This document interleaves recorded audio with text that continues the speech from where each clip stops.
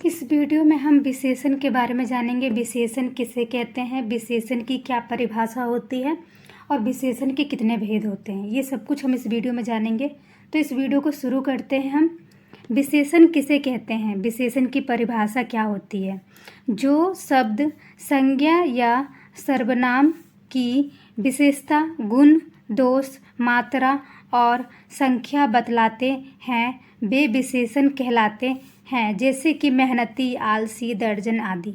इसका क्या अर्थ है, इसका अर्थ है कि जो शब्द संज्ञा या सर्वनाम की विशेषता बताता है। जैसे कि मैं कहूँ कि राजा एक बहुत अच्छा लड़का है, तो राजा क्या है, संज्ञा है, और अच्छा क्या है, उसकी विशेषता है।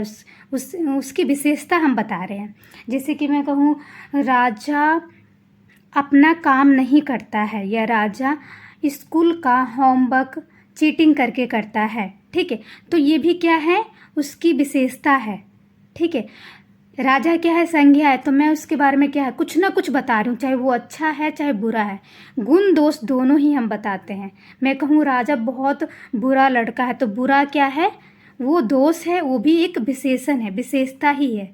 तो मैंने संज्ञा के बारे में कुछ ना कुछ बताया है। कुछ भी आप संज्ञा के बारे में बता रहे हो तो वो विशेषण कहलाएगा। वैसे ही सर्वनाम क्या होता है, मैं, तुम, उसका, उसकी। मैं कहूँ तुम बहुत आलसी हो, तो आलसी क्या है, विशेषण है। मैंने क्या किया, सर्वनाम की विशेषता बताई है। ठीक है, उसे ही हम क्या कहेंगे, विशेषण कहेंगे।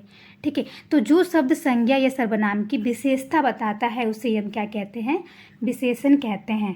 जैसे कि यहाँ पे लिखा है दर्जन, तो मैं कहूँ एक केला दर्जन, तो ये भी क्या है, विशेषता है कि एक दर्जन। ठीक है, 1 किलो दर्जन। ठीक है, ये भी क्या है, विशेषता है। मैं कहूँ संख्या का, मैं कहूँ 2 सेब, तो 2 क्या है, विशेषता है। ये भी संज्ञा सर्वनाम की विशेषता है।